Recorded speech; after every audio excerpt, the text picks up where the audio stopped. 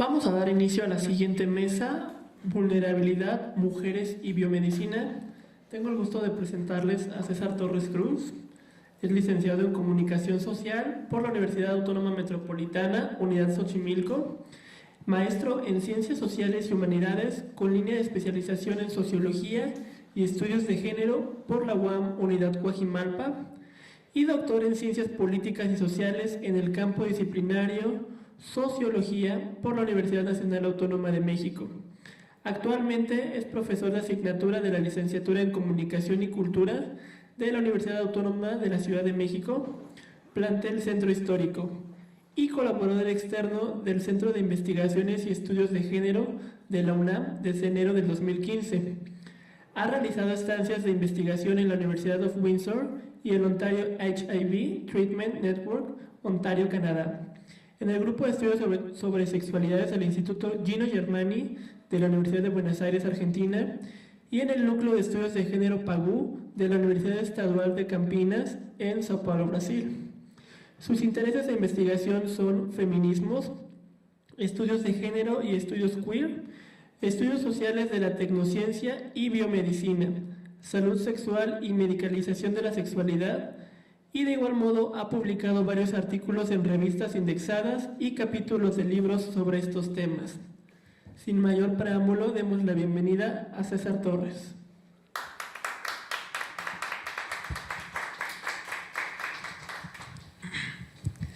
Bueno, hola, buenas tardes. Gracias por la invitación a Ricardo y al CECAP también. Es para mí un privilegio estar aquí y volver a casa porque, como ya indicó mi colega, yo estudié aquí la licenciatura, entonces bueno, siempre es muy emotivo regresar a casa y sobre todo en un evento tan importante para ustedes, para las mujeres. Antes de iniciar, ¿ustedes ven bien o quieren que apaguemos otra? Perfecto. Bueno, entonces como ya comentaba Ricardo, yo voy a hablar algo que titulé Vulnerabilidad, Mujeres y Biomedicina. Antes de iniciar quisiera hacer una aclaración o una nota al pie importante sobre el evento. Me parece que no es algo menor pensar en el papel que tenemos los hombres o los varones o las personas que nos asumimos como varones en un evento para mujeres. Me refiero al 8 de marzo, que es el Día Internacional de la Mujer, que ya sabemos que se conmemora, digamos, la protesta de mujeres de una fábrica en Estados Unidos y que ahora se ha extendido a todo el mundo y que organizaciones feministas nos invitan al paro de mujeres, etc. Al mismo tiempo, en los feminismos, digamos que actualmente hay una pugna muy importante para saber cuál es, digamos, la injerencia de los varones o de los hombres en temáticas feministas. Cuando recibí la invitación, acepté con mucho gusto, pero también me empecé a cuestionar cuál es el papel de un varón en un evento para mujeres y de mujeres. Entonces, bueno, me parece importante mencionarlo.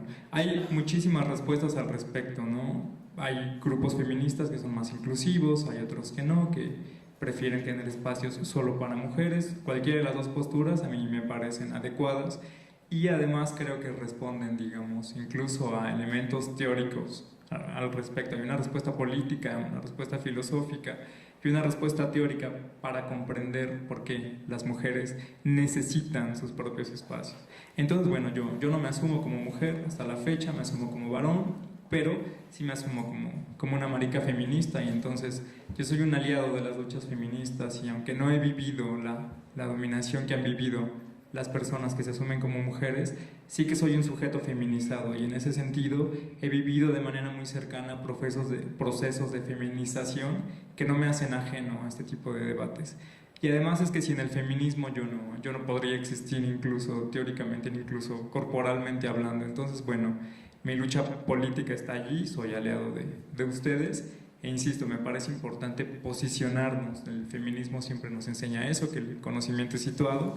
Es importante posicionarnos en este tipo de debates. Entonces, bueno, les invito por favor a que mi presencia aquí no se vea como la presencia de un hombre que quiere ocupar los espacios de mujeres, sino todo lo contrario, ¿no? Además, el trabajo que hoy les voy a presentar, ya lo voy a mencionar ahorita, pero tiene que ver con mi tesis doctoral y tiene que ver con mujeres, pero tampoco estoy colonizando la vida de las mujeres, y no quiero decir cómo viven las mujeres y cómo sufren las mujeres y pobres de ellas, y entonces, bueno, tener la postura del investigador o del científico social que se aparta de las realidades, sino de lo que voy a hablar hoy es un tema que me toca emocional, personalmente incluso, y les adelanto que el correlato etnográfico que van a escuchar hoy lo construí a partir de mis implicaciones emocionales con estas mujeres.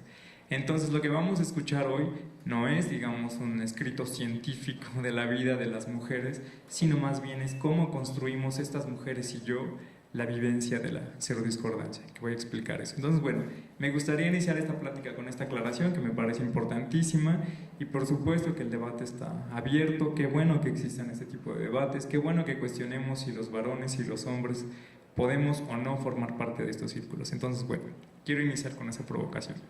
Dicho eso, voy a aclarar a qué me voy a referir con esta plática. Bueno, la titulé así: vulnerabilidad, mujeres y biomedicina, pero en términos específicos voy a hablar de una investigación que inicié ya desde hace 6-7 años y que en términos académicos culminaron con mi tesis de maestría y con mi tesis de doctorado, ¿no? Entonces, bueno, fue una inmersión etnográfica al tema de la serodiscordancia.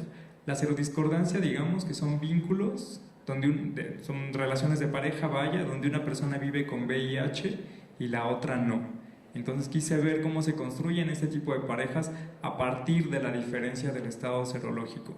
Para la charla de hoy me voy a enfocar, insisto, en el caso de mujeres. Pero bueno, es un tema que he trabajado ya desde hace muchos años, porque a mí me interesa pensar en la relación entre, como ya lo dijo también mi colega, entre biomedicina, sexualidad y género. Entonces, bueno, vamos a ver hoy cómo se configura esta, digamos, triada en la vida de 5 mujeres de la Ciudad de México. Bueno, vamos a hablar en términos contextuales, además. ¿Qué pasa con el VIH-Sida en nuestros momentos? ¿Por qué es importante hacer esta investigación, no? Porque, bueno, la pandemia tiene distintos, digamos, avances etiológicos y socioculturales a comparación de la década de 1980, donde la gente recibía el diagnóstico y se moría, ¿no? Actualmente hay tal evolución en la pandemia y en los fármacos que incluso tener un diagnóstico reactivo de VIH ya no es equiparable a morir en poco tiempo, sino más bien la gente puede vivir durante muchos años más, siempre y cuando esté adherida o adherido al tratamiento farmacológico. En ese sentido, la posibilidad de relaciones de pareja donde una persona vive con VIH y la otra no, se eleva, ¿no? Porque, insisto, ya no es un padecimiento mortal, es un padecimiento crónico, pero que puede ser controlable. ¿Yo qué hice en términos teóricos? Yo hice un análisis feminista y sociológico de las resignificaciones del virus. O sea, imaginemos este tipo de parejas, ¿no? Veamos el escenario. Queremos tener una relación de pareja, nos damos cuenta que la otra persona vive con VIH y yo no, o viceversa, vaya, hay una diferencia en el estado serológico. Allí hay una complejidad sociocultural muy importante para decidir qué pasa con el riesgo, por ejemplo, qué pasa con la persona que ya vive con el virus, cuánto tiempo va a vivir, qué pasa con quien no vive con el virus, cómo seguir adelante. Lo que yo analicé es eso, ese tipo de resignificaciones afectivas, y también cómo las normas de género y las biomédicas tienen mucho que decir ahí. Porque como ya sabemos, el VIH es un padecimiento cargado altamente con tintes morales, entonces, y estigmatizantes que atañen la sexualidad. Entonces, vivir con VIH no es vivir con cáncer, por ejemplo, ¿no? Sino se relaciona para muchos grupos sociales con vivir con una marca estigmatizante muy específica, que pudiera hablar desde los grupos conservadores de promiscuidad, por ejemplo, o de ser malas mujeres. Ahorita vamos a ver cómo vivieron estas mujeres estos mandatos biomédicos y de género. Lo que hice entonces, en términos ya más de la investigación, es comparar cómo vivieron parejas homo y parejas hetero la vivencia de la serodiscordancia, ¿no? Me ubiqué en la Ciudad de México y resalté cuál es el papel del género y de las emociones para ese tipo de vivencias, ¿no? Como ya lo comenté, inicié la etnografía en el 2011 y solo inicié con parejas homosexuales, de varones. Ya para la tesis doctoral extendí el proyecto de investigación e incorporé a parejas heterosexuales. Y después estuve también en una clínica, que es la clínica especializada Condesa, que atiende a personas afectadas por el padecimiento. Entonces, bueno, hice etnografía en la clínica, en la casa de las personas, en varios lugares donde las interlocutores me dejaron entrar. Es importante también mencionar, ya lo decía al inicio de la plática, sobre la implicación que tenemos como varones y con mujeres. Yo me voy a enfocar con mujeres, pero inicié con parejas homo porque fue muy difícil tener contacto con mujeres y que ellas asumieran que viven con VIH o que su esposo vive con VIH y que me hablaran de sus prácticas sexuales y de la vida cotidiana. Hay un elemento, digamos, metodológico importantísimo que tiene que ver con la posición que ubica quien investiga. Por supuesto que en circuitos homoeróticos, porque yo me afilio al homoerotismo, fue muchísimo más fácil encontrar varones, ir a las citas, por ejemplo, médicas, ir a las fiestas, ¿no? Incluso había una pareja que me invitaba a formar parte de las prácticas sexuales, ¿no? Era más fácil hacer el acercamiento etnográfico. Con mujeres no fue así. A pesar de ello, logré entrevistar a algunas y emocionalmente hablando, sin duda que sus testimonios fueron los que más me marcaron como investigador, ¿no? Ya para la tesis doctoral, que insisto que es lo que voy a traer hoy a discusión, realicé 42 entrevistas más cientos de notas en diarios de campo, ¿no? Las entrevistas incluyeron 5 parejas hetero, conseguí 5, lo cual fue un gran logro, 6 homo, 3 donde hay una mujer trans, pero las eliminé de la investigación porque yo pensé que ellas se asumían como personas heterosexuales y resulta que no, allí también pusieron un poquito en jaque como mis nociones de identidad, ¿no? Entonces, bueno, me decían, es que no somos hetero, tampoco somos homo, somos una especie como de bisexuales. Entonces, dejé un poquito de lado estas historias, no las analicé en esta investigación, porque además hay una complejidad ahí muy extraña. Los antirretrovirales hacen ciertos efectos con las hormonas que ingieren las chicas. Entonces, bueno, hay una complejidad muy importante que no he analizado, pero que quiero analizar. Y también entrevisté a 2 mujeres que no tenían pareja al momento de la investigación, ¿no? Al mismo tiempo, como ya les había adelantado, estuve en esta clínica que brinda servicios de salud para personas afectadas por el padecimiento y allí entrevisté a 7 asesoras y asesores par, que eran un grupo que ya no está en la clínica, pero que estaba hasta el 2016, 17 todavía, que eran personas con diagnóstico que recibían a los nuevos diagnósticos. Entonces, les hablaban de su experiencia personal, cómo se vive con VIH y les incorporaban a los servicios de salud. También entrevisté a un ginecólogo y a otros médicos de la clínica. Bueno, vamos a ubicarnos entonces en términos teóricos. ¿Por qué hablar de vulnerabilidad? ¿Cuál es la relación con el género y sobre todo con la biomedicina? Con la biomedicina yo lo adelantaba hace un momento, ¿no? Que la biomedicina y el VIH, digamos que interfieren un poco en las significaciones del padecimiento, sobre todo a partir de las causas morales, digamos, o de las dimensiones morales que puede tener vivir con el padecimiento, ¿no? Además, las mujeres, y aquí quiero mencionar a Ana Muchastegui, que es una investigadora de esta universidad, incluso ella ha hecho un trabajo impresionante con mujeres. Ella nos ha indicado que las mujeres, pero las amas de casa sobre todo, se convierten en un grupo clave a partir de la década del 2000. ¿Por qué? Porque ya no vimos muchos casos en varones con prácticas homoeróticas, sino que también los casos en mujeres empiezan a aumentar. Entonces, se ve que también las amas de casa son un grupo vulnerable a adquirir el virus, mayoritariamente porque están en vínculos heterosexuales y los esposos tienen prácticas sexuales en otro lugar. Ellas no pueden utilizar condón con su esposo porque sería extrañísimo, ¿no? Para muchos contextos mexicanos, y entonces eso termina en contagios de muchísimas mujeres, ¿no? Además, a pesar de que las mujeres, digamos, ya lo vamos a ver más adelante de manera más profunda, están invisibilizadas también en la pandemia, no hay muchísimo, digamos, como atención, no hay campañas de prevención así como súper específicas para ellas, no hay políticas públicas amplias para ellas, por ejemplo.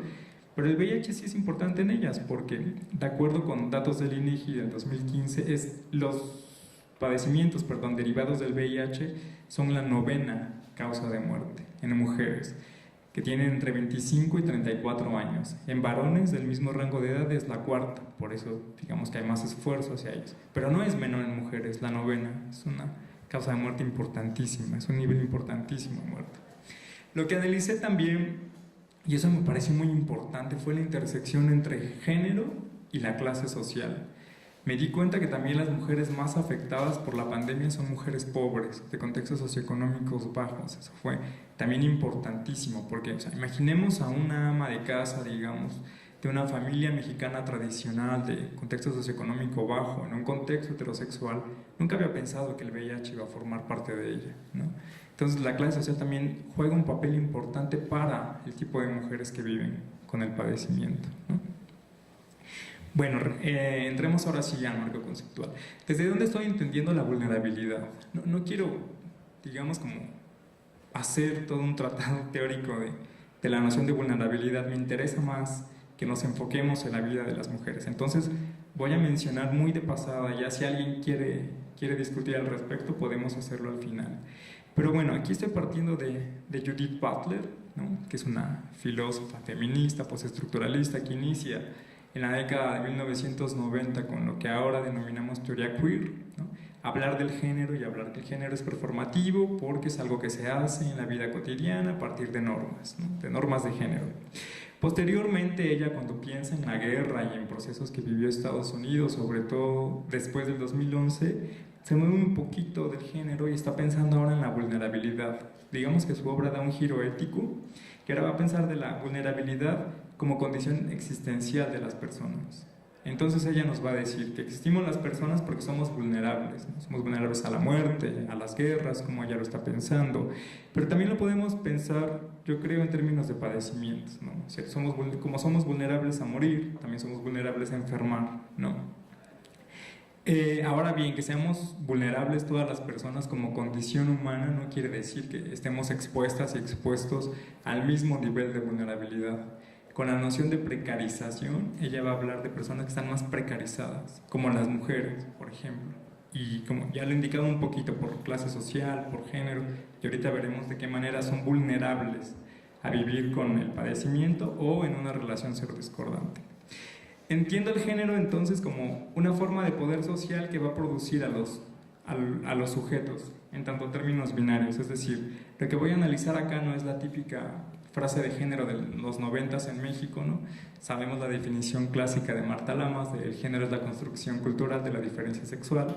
Yo estoy partiendo más bien de la concepción butleriana que nos hablaría que hay un campo binario, una norma heterosexual que está rigiendo a hombres y mujeres que digamos que estarían llevados de la mano de manera complementaria. Quien no se adhiere a estas normas va a padecer, digamos, sanciones sociales al respecto. A pesar de que aquí son personas en vínculos heterosexuales, vamos a ver cómo hay todavía, digamos, como esta falla en la norma, como ideal regulatorio. Entonces, bueno, yo quise analizar cómo las mujeres están precarizadas, cómo son vulnerables ante el padecimiento y ante la serodiscordancia por dos cosas. La primera, por el régimen de la heterosexualidad, que ya hablaba un poquito, que hacia allá va mi definición de género, ¿no? Y también por la imbricación de los dispositivos de la sexualidad y del biomédico. ¿Qué pasa con la biomedicina? Vamos a pensar un poquito en ella también de manera muy general, ¿no? Para pensar a la biomedicina, quiero hablar más bien de biomedicalización. O sea, la biomedicina, digamos que a partir de la Segunda Guerra Mundial y sobre todo después de 1990, digamos que empieza a tener un montón de contacto con la industria farmacéutica y entonces se generan estrategias para gobernar los cuerpos. A esto se le ha llamado por ciertas autoras feministas de Estados Unidos también biomedicalización. Es decir, nos van a hablar de que hay un nuevo enfoque en la salud, el riesgo y la vigilancia biomédica, ¿no? Entonces la salud va a ser una mercancía más y el cuerpo va a cambiar porque hay un montón de prácticas tecnocientíficas que influyen en la concepción de lo sano, de lo enfermo, pero sobre todo en la concepción del riesgo. La noción de riesgo tiene muchísimo de relevancia en las parejas serodiscordantes porque justo se está jugando eso, el riesgo a adquirir o no el padecimiento de la pareja, ¿no? Entonces, bueno, insisto que esto en términos más generales, pero me interesa más que lo pensemos desde la vida de ellas.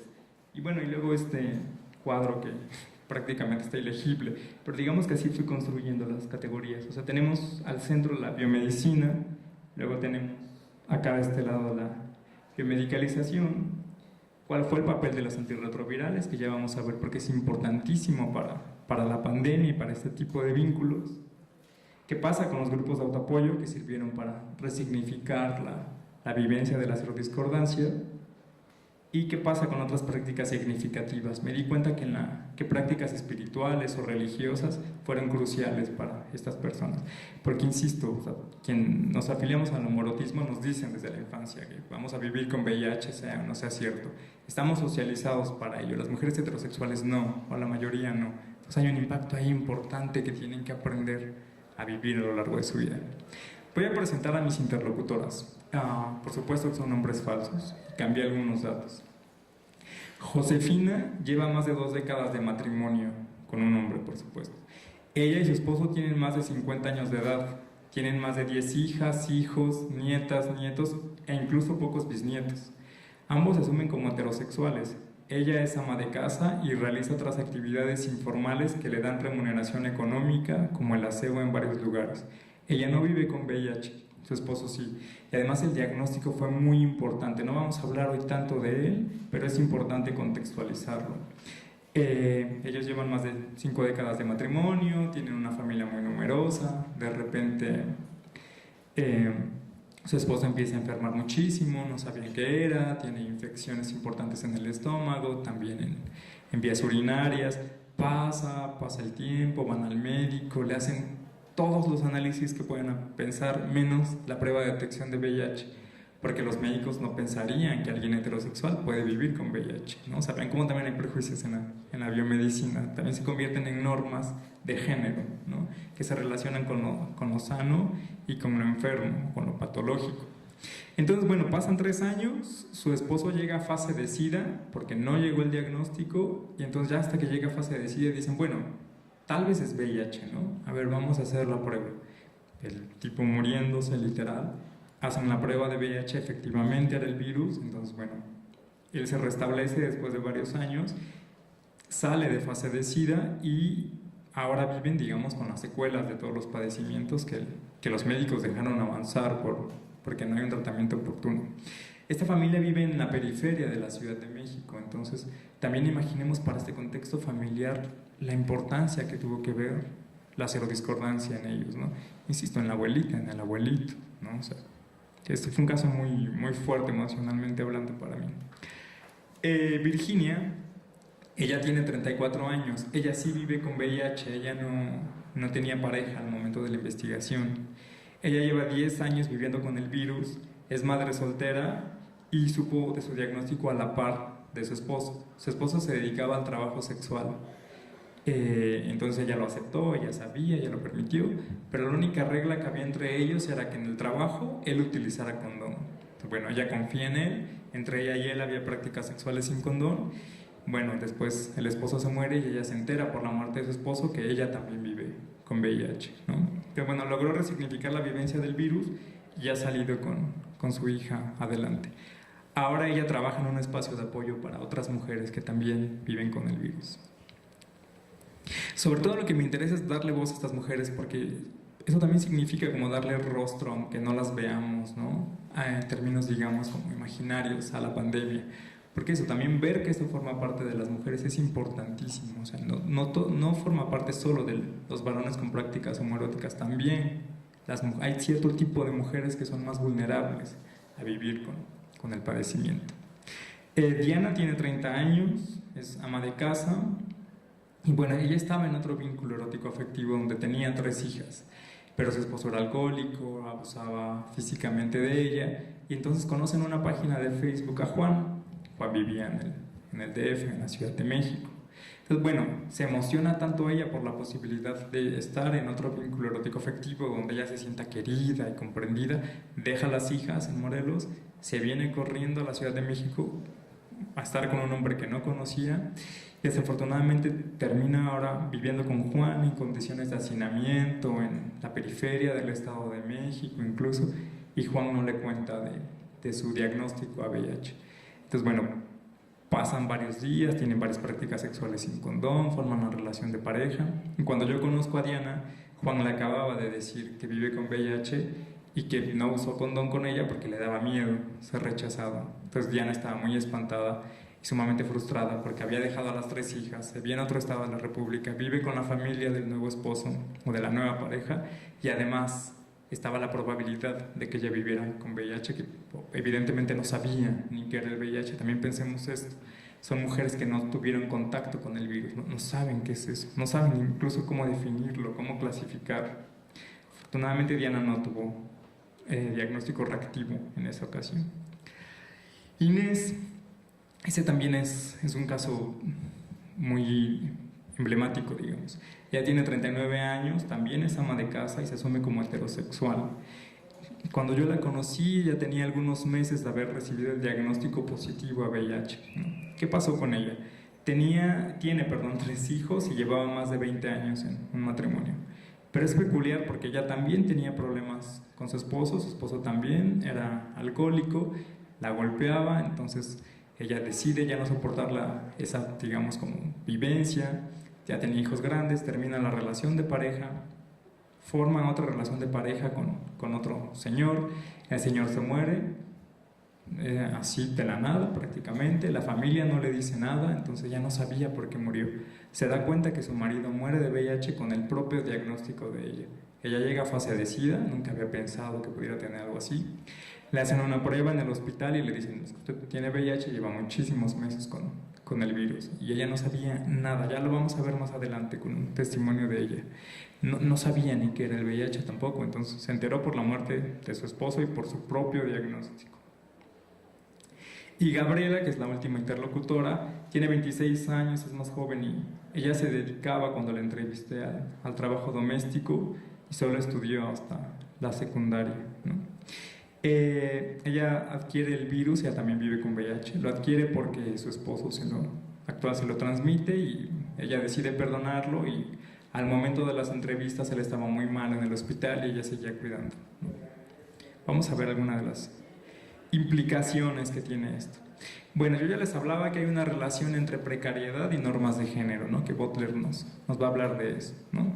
Eso es clarísimo también en las mujeres, aunque estas mujeres se asumen como heterosexuales, pero la propia vivencia de la feminidad también se convierte, digamos, como en un elemento de precarización, ¿no? O sea, digamos que la heteronorma va a atravesar también el deseo heterosexual.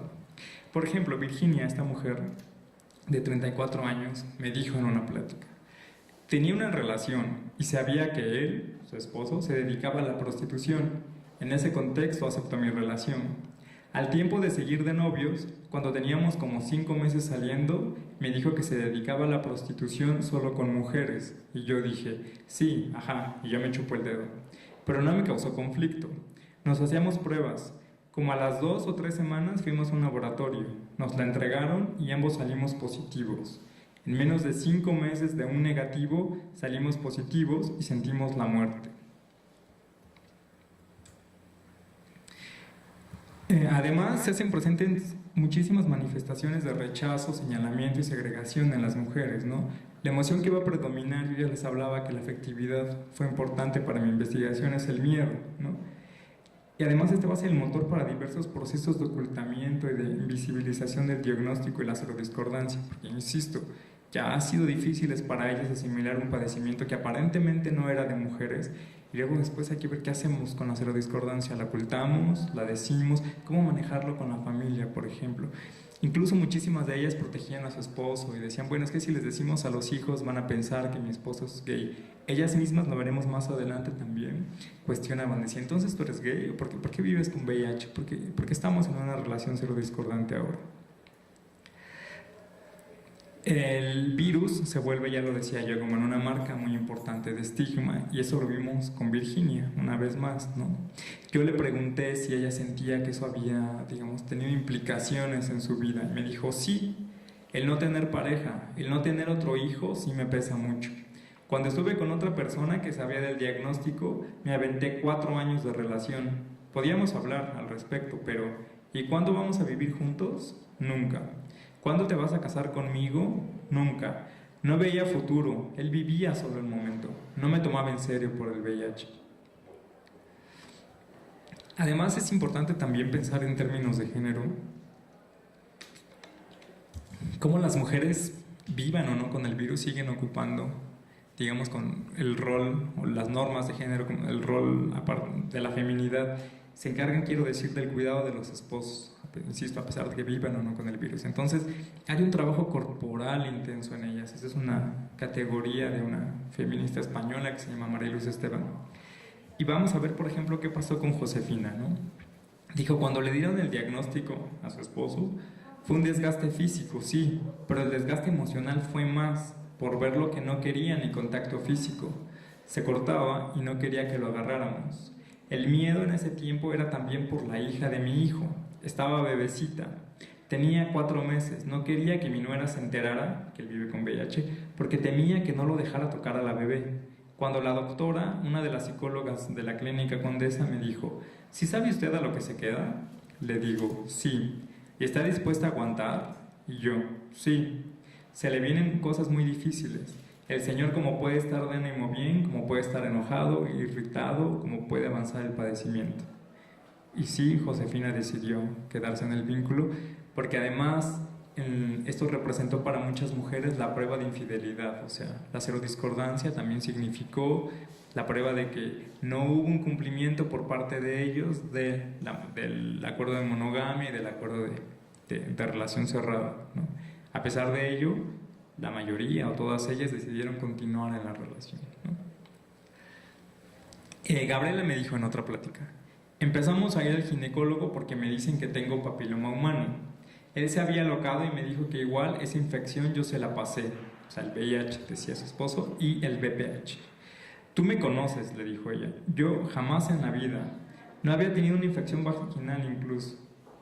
Y entonces ella le respondió a su esposo, si yo te pasé esto, el VPH, pues ni modo, pero lo que tú me pasaste, el VIH, está más cañón. O sea, todo esto está en que tú fuiste el transmisor, no yo. Pero aún así, yo sé que él me cuida y que en mi vida de soltera siempre usaba condón.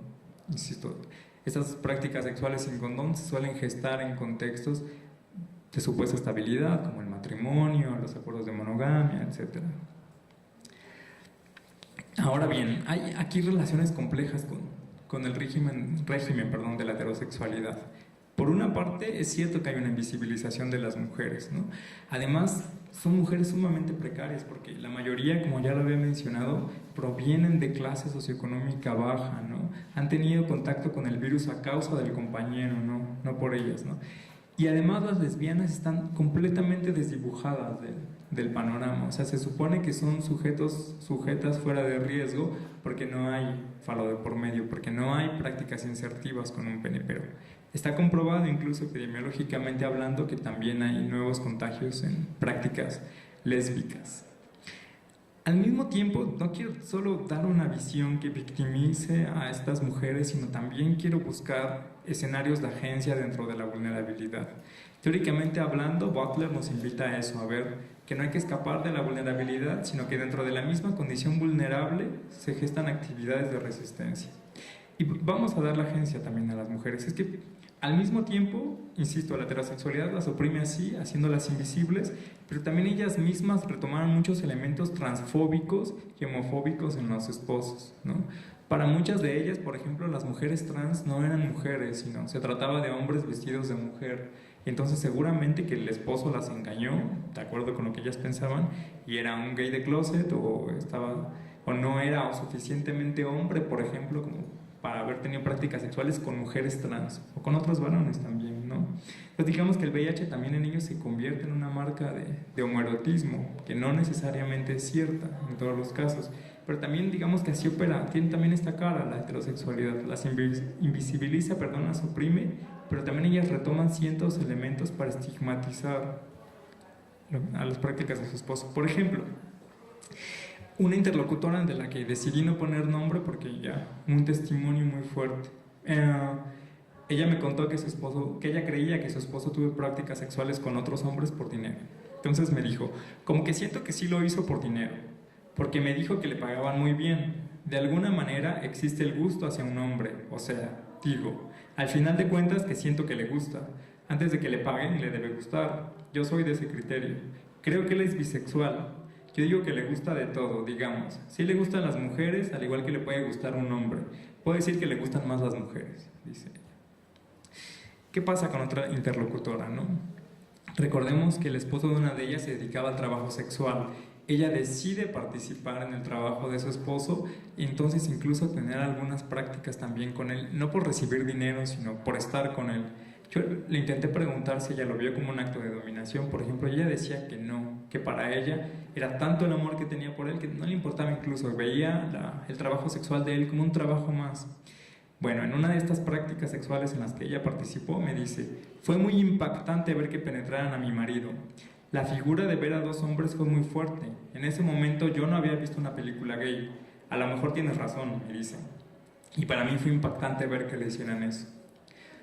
Yo le digo, me habías contado que tenías cierto resentimiento hacia los gays por el VIH de tu marido. Me responde, sí. Tengo claro que en la transmisión es más fácil de los hombres. Me quedaba claro que mi marido había sido penetrado sin condón. Creo que de ahí tengo recelo a los hombres, porque sabía que era un hombre el que pudo haber infectado a mi marido y a su vez él me infectó a mí.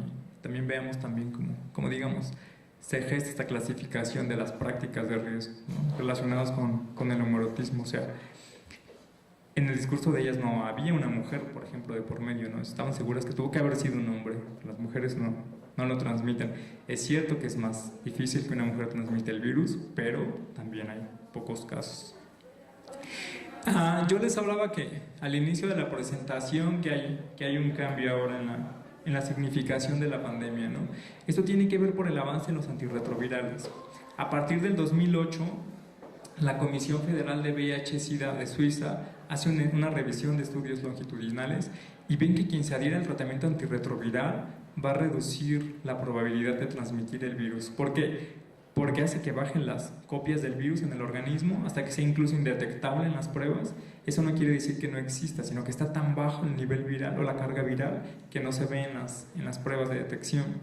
Eso también influye o interfiere en la poca probabilidad de transmisión del virus. O sea, incluso este tipo de estudios decían que la probabilidad era de menos de 2%, en prácticas sexuales sin condón, siempre y cuando hubiera como adherencia al tratamiento antirretroviral.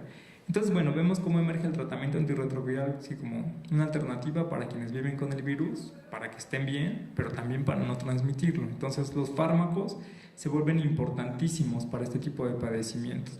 Yo quise ver qué pasaba al respecto, porque, bueno, tomar fármacos no es fácil para cualquier padecimiento, mucho menos para uno en el que se va a vivir toda la vida con él, ¿no?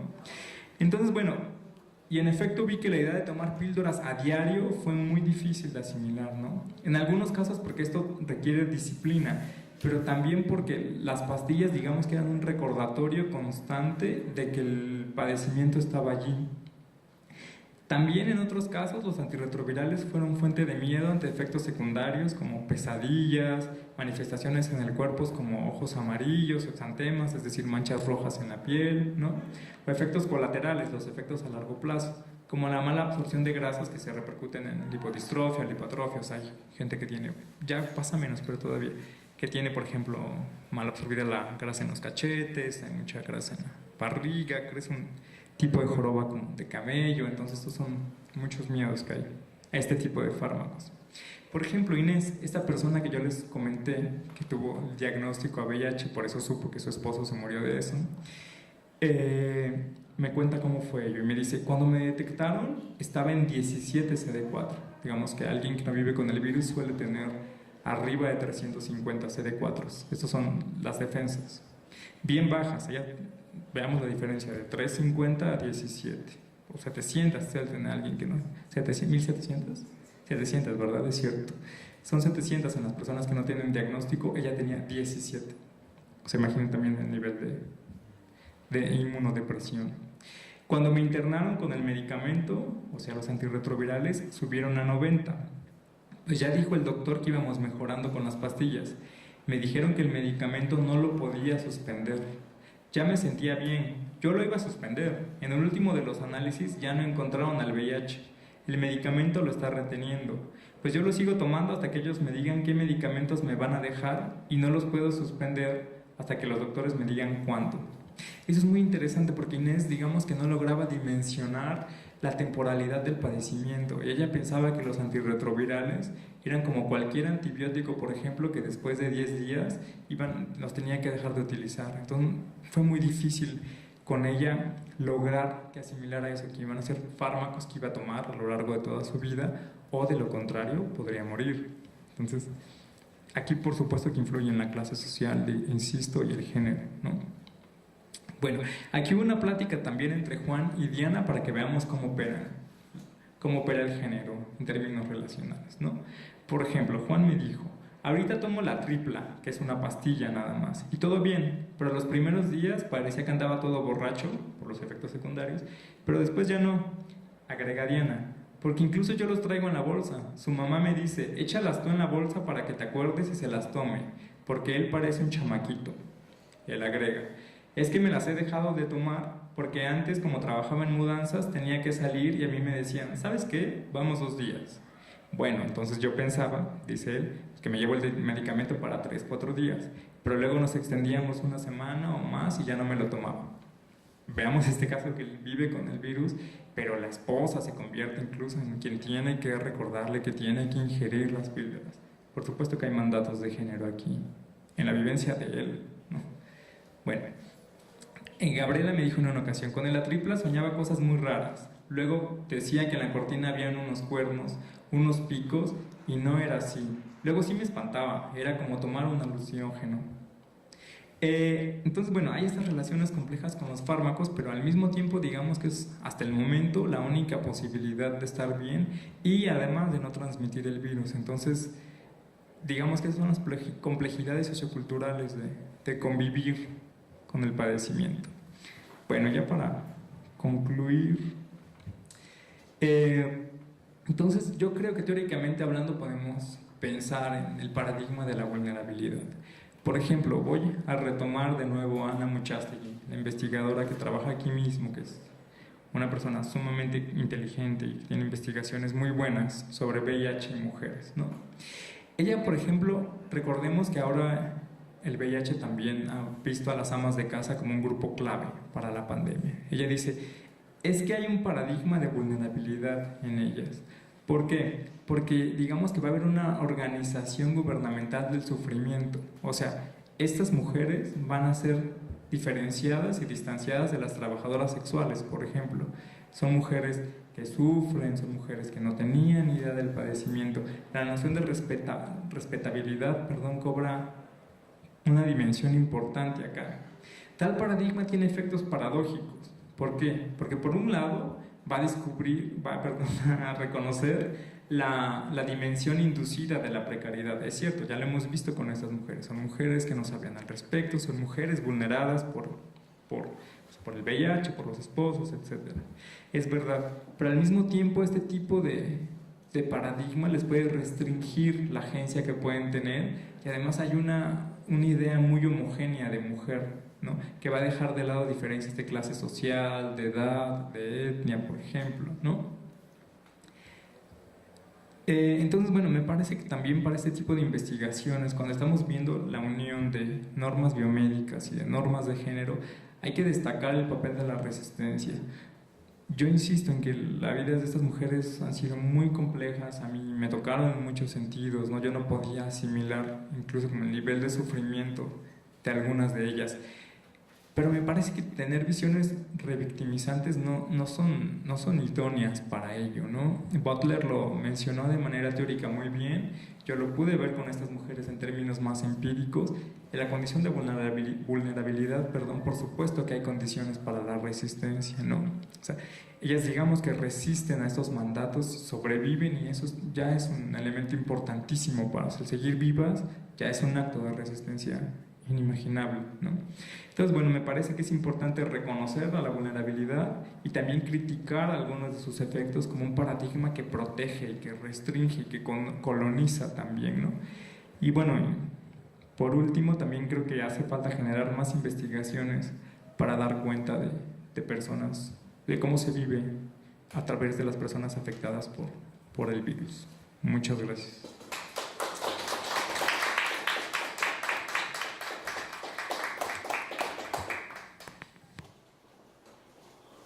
¿Alguna duda que tenga el auditorio? Pues a mí sí me interesaría saber de lo que comentaba, de que sí hay casos en que 2 mujeres puedan contraer el SIDA. Sí.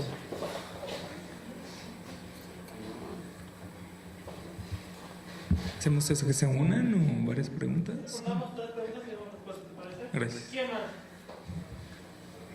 Me parece súper interesante el tema que traes, doctor César. Aquí lo que me gustaría ver es tu visión. Hablas acerca de la vulnerabilidad de las mujeres y si bien en tus estudios, bueno, en tu investigación, la mayoría de ellas adquirió el VIH por prácticas sexuales y sobre todo por infidelidad de las parejas, es lo que dijeron aquí. Sí. También es sabido que los que nos dedicamos a esta temática, en donde es ella la que precisamente adquiere el VIH y la pareja, ¿estamos de acuerdo? Sí. Hay toda una construcción de victimización acerca de las mujeres que viven con VIH, pero también se ha desdibujado también esta parte en donde existen mujeres que también tienen múltiples parejas sexuales, Sí. ellos no. Y sin embargo, se quedan como encasilladas en esta parte de lo moral, ¿no? Y no se analizan todas estas cuestiones estructurales de por qué precisamente tienen muchas veces parejas múltiples, ¿no? Hablabas de una vulnerabilidad que existe en ellas, pero también la vulnerabilidad, por ejemplo, económica. La mayoría de los casos de las mujeres que también llegan a tener múltiples parejas sexuales es porque precisamente sus esposos o sus cónyuges, ¿no? No cumplen con esta cuestión de poder mantenerlas a ella, a los hijos. Entonces las mujeres buscan de alguna u otra manera la manera, por así decirlo, de sostener a la familia, teniendo este tipo de prácticas sexuales por dinero, ¿no? Y sin embargo, como tú hablabas, ¿no? Existe una relación súper estrecha entre, mientras tenga prácticas heterosexuales, no hay posibilidad de que adquiera el VIH, ¿no? ¿Cómo crees tú que afecta de manera directa no solamente a las mujeres, sino también a los varones? Porque estamos hablando de una relación, pues, a la par, ¿no? ¿Cómo afectaría entonces la visión que tienen estas mujeres acerca del padecimiento? Y desde luego, ¿qué podríamos hacer nosotros desde la academia, desde la sociedad civil, para generar tanto evidenciar estas problemáticas y sobre todo que se generen políticas públicas efectivas, que se sientan identificadas? Porque cuando tú les ofreces muchas veces la prueba de detección a mujeres, lo primero que te dicen, yo tengo esposo, ¿no? Pareciera, se llegan hasta ofender, pareciera ser que el hecho de que tuvieran esposo no las coloca en un lugar, una posibilidad de contraer el VIH. Exactamente, una vulnerabilidad. Entonces, desde la producción académica, ¿cómo podemos ayudar a que precisamente se generen estas políticas? Sobre todo también entendiendo de que no nada más son ellas las afectadas. También es así que precisamente se han disparado también los casos de infección vertical, ¿no? Madre-hijos, ¿no? Y cómo al irte también en contextos, no nada más aquí en la Ciudad de México, sobre todo si nos vamos a contextos alejados de las grandes urbes, ¿no? En donde hay población migrante que va a Estados Unidos, que se mueve, se desplaza, regresa, retorna, ¿no? Muchas veces también los maridos regresan ya con la infección, ¿no? ¿Cómo se puede generar entonces a partir de tu experiencia, desde lo que tú has investigado, política pública que también pueda, con la que se puedan sentir identificadas estas mujeres, ¿no? Para que puedan ser detectadas a tiempo? ¿Quién más? Hay una mano por allá. Yo. Bueno, me tengo la inquietud en cuanto, primero, ¿no? Felicidades porque es un excelente trabajo, no lo había visto desde esta perspectiva, pero sí me interesó mucho. Me quedó una duda en cuanto a las emociones, al presentar los casos, diferentes casos que presentaste acerca de estas personas que han participado, hablábamos mucho sobre las, independientemente de las del VIH, de tratamientos médicos, etcétera, hay muchas emociones ahí que obviamente están a su máxima intensidad, ¿no? En esas personas que viven o que tienen una pareja con VIH. Me inquietó pues indagar, investigar, conocer, o si ya lo estás abordando, las emociones que están emergiendo en todo este proceso en las mujeres, ¿no? Pues a mí me impacta porque, bueno, está padrísimo tu estudio, pero antier hubo aquí una plática en la noche y se tocó el tema un poco sobre la trata, donde las mujeres son pues, explotadas y prácticamente obligadas a tener diario relaciones aproximadamente, de acuerdo a lo que dijo la investigadora, de 30 o 40 contactos diarios. Entonces, pues, ¿qué pasa ahí, no? O sea, es un contagiadero tremendo, ¿no? Sí me gustaría, si nos puede aportar un poquito más acerca de esta pregunta. ¿Quién va? ¿No? ¿Nadie más? No, podemos responder un poco y después seguir, claro. Si no, me voy a abrumar. Bueno, gracias por escuchar. Y yo sé que además es el horario de comida y está resistiendo aquí, yo también, pero ya casi nos vamos. Primero, compañero, ¿cómo se llaman? ¿Tú cómo te llamas? Lorena, gracias por la pregunta. Sí, el dato que yo traía, si quieres, puedo compartir la fuente contigo después, por correo electrónico y eso. Es una investigación epidemiológica que hicieron en Texas en 2011. Dieron seguimiento a varias parejas que se asumían como lesbianas, donde una vivía con VIH y la otra no, y se dieron cuenta que en una existió la transmisión del virus y aparentemente solo tuvieron prácticas lésbicas. Entonces me estaba refiriendo a eso. Es un dato epidemiológico que se supone que científicamente hablando comprueba que también hay transmisión mujer-mujer. Entonces, pero da por supuesto para pensarle y para ver de dónde viene. Pero yo no hago investigación epidemiológica, por eso solo la traje como fuente, pero te la puedo compartir y podemos repensarle juntas.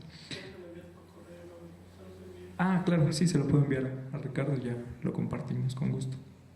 Luego, Alberto, bueno, también gracias por lo que dices, sin duda que me pone a pensar. Sí, es cierto, o sea, es que aquí hay muchísimos factores que interfieren, ¿no? en la vivencia del VIH, y yo creo que lo que tenemos que hacer es generar más insumos teóricos y metodológicos también, desde una perspectiva interseccional, ¿no? O sea, no podemos pensar solo en el género como categoría de opresión, sino, como tú muy bien lo mencionabas, también pensar en qué pasa con la clase social, por ejemplo, qué pasa también con las estrategias que hacen las mujeres para vivir, también para contar el relato, incluso cuando investigamos, ¿no? Eso es verdad, y también eso se ha trabajado muchísimo desde la antropología, ¿no? O sea, cuando solemos investigar, por supuesto que nos apegamos a ciertos roles y normas de género, y no va a ser muy difícil que una mujer diga, bueno, sí está bien, yo también lo engañé, pero pues es que cómo te lo voy a decir, porque como mujer voy a quedar mal. ¿Me explico? Las etnografías sirven un poco para eso, porque yo después de investigar el tema durante 7 años podía como identificar cosas que no cuadraban en el relato, podía ver cosas que a lo mejor no hacían sentido con lo que decían. Pero es súper complejo, ¿no? En términos de investigación, hacemos eso, la construcción de un relato, pero tampoco no es, digamos, como la verdad absoluta, ¿no? Entonces, también hay que pensarlo desde allí, desde la complejidad. Y al mismo tiempo es que yo me enfoqué en el caso de las mujeres, ¿no? O sea, dejé un poco de lado a los varones. Pero es cierto, eso sí lo mencioné un poquito acá, ¿no? También como ellas retomaron algunos elementos del régimen de la heterosexualidad para tener muchos, digamos, como tintes de homo y transfobia, sobre todo, hacia sus esposos, ¿no? Incluso una de ellas me lo decía todo el tiempo, es que yo, te lo juro, César, que puedo aceptar que él me haya engañado con una mujer, pero no con un hombre. Yo le preguntaba, pero si fue una chica trans, dijo, por eso, con un hombre no. Y yo, bueno, pero o sea, las mujeres trans entonces no son mujeres. Decía, no, son hombres que se visten de mujeres, ¿no? O sea, entonces dijo, es que para mí sería terrible, se me caería la imagen que tengo de él, decía, porque ya no sería hombre, o sea, se metió con otro hombre, ¿cómo va a ser hombre? Entonces también allá hay, digamos, como un acto totalmente punitivo hacia la pareja insisto, a partir de muestras de transfobia y de homofobia, ¿no? Entonces, bueno, me parece que lo que hay que hacer es eso. Primero, retomar la noción de vulnerabilidad, que me parece es importantísima en términos teóricos, ¿no? Es muy vigente y es muy reciente, incluso en los feminismos pues digamos, del sur global, y nos dan cuenta de, digamos, de esta dualidad. Es cierto que hay personas más vulneradas que otras, pero también hay que ver cómo se vive con la vulnerabilidad y cuáles son las prácticas que hay allí de por medio, ¿no? Que son muy complejas, que son contradictorias, por supuesto, ¿no? Y sin duda que la noción de interseccionalidad serviría mucho para generar otro tipo de debates y de insumos también para las políticas públicas, que era tu preocupación, ¿no? Porque es cierto que la única estrategia que existe hasta ahora es el uso del condón y está comprobadísimo por investigaciones académicas que casi nadie utiliza condón en sus prácticas sexuales. Entonces, bueno, si te enfrentas al Estado que te está diciendo usa condón, acá hay condones, pero hay otros elementos socioculturales que permiten o que influyen en no utilizarlo, ¿no? Decir que no se siente lo mismo, querer sentir los fluidos corporales de la pareja o de las personas que nos gustan, ¿no? Entonces hay un desfase entre política pública y prácticas que sin duda que tenemos que seguir contribuyendo para poner al centro del debate la temática, ¿no? ¿Cómo te llamas, compañera? Amalia. Sí, el tema de las emociones es muy importante. Yo no lo mencioné tanto acá porque, bueno, ya no había tanto tiempo y quería centrarme en eso, pero sí, imagina 7 años investigando eso, entonces tengo una tesis que es un ladrillo enorme y también partí muchísimo del análisis teórico de las emociones. Sin mencionar, digamos, como las coordenadas teóricas, solo quiero resaltar que me centré muchísimo más en el papel del miedo y vi que el miedo fungía desde 2 maneras. Primero, como algo que paraliza, como el no saber qué hacer, ¿no? El temor a lo que no conozco pero que está súper próximo a mí, pero al mismo tiempo, y eso me pareció lo más importante del análisis del miedo que yo hice, es como también moviliza, ¿no? O sea, el miedo a lo que no conozco sirvió para muchas personas para ir a grupos de autoapoyo, por ejemplo, ¿no? Para hablar con personas que tenían el mismo diagnóstico, que estaban en la misma situación, y esto contribuyó a que se sintieran mejor. Entonces, bueno, el análisis de las emociones también podemos hablarlo después desde perspectivas teóricas y eso es muy fructífero porque dan cuenta de cómo funcionan como motor para la vida social, ¿no? Luego el compañero que se llama Ricardo, ¿no? Te llamo por tu nombre. Es que ese tema es muy complejo, incluso en los feminismos, y yo no quisiera tomar partido porque no me asumo como mujer y porque no quiero hablar de la vida de las mujeres. Pasa esto en los feminismos, hay una pugna ahorita muy interesante y hay 2 grupos claramente identificables, ¿no? Que unas son las denominadas abolicionistas o las que creen que hay trata, que todas las prácticas sexuales de prostitución son trata y que hay, digamos, como padrotes controlando la vida de las mujeres, y hay otro grupo que se asumen como las no abolicionistas o como las prosexo, que están hablando de que más bien hay que ver qué pasa con cada contexto y que hay trabajo sexual, que no hay trata en todos los casos. La diferencia respecto a tu pregunta sería en que este grupo de feministas que no están pensando en trata dirían que es mentira lo que dicen ciertas abolicionistas, ¿no? Que es imposible que una mujer tenga, por ejemplo, 100 contactos sexuales durante un día, o sea que físicamente hablando no es viable, y porque también hay muchísimas investigaciones que han probado que muchas trabajadoras sexuales no tienen necesariamente prácticas sexuales con los clientes, sino que muchos quieren que los escuchen, que les digan que tienen el pene enorme, que claro, que es maravilloso, que los abracen, que les presten la ropa y que ellos se las pongan, por ejemplo, ¿no? Entonces, que en muchísimos de estos contactos hay un pago, por supuesto, pero que no hay prácticas sexuales. Pero insisto, yo no quiero tomar postura porque me parece que es un debate que no me corresponde, pero es muy importante el cuestionamiento, por supuesto. Sí, lo malo sería que no existiera el debate, ¿no? Claro, lo importante es que se está debatiendo, pero incluso son grupos que se enfrentan de manera importantísima, entonces da para pensar respecto a eso, ¿no? Pero sobre el contagio sí habría también que pensar en estrategias para disminuir también nuevos casos en trabajadoras sexuales. Y es cierto que la pandemia del VIH también proviene muchísimo de los debates con trabajadoras sexuales, porque sabemos que muchas cobran un poco más y no hay condón, por ejemplo, en las prácticas. Entonces, comparto un nivel de complejidad, pero da también para pensarle sobre el dilema trata, trabajo sexual. Ay, perdón. Bien interesante la participación del doctor César Torres. No sé si quieren agregar algo. Y interesante también repensar un poco desde la salud las cuestiones de cuidado del cuerpo, ¿no? Cerramos esta mesa, le agradecemos con un fuerte aplauso a César.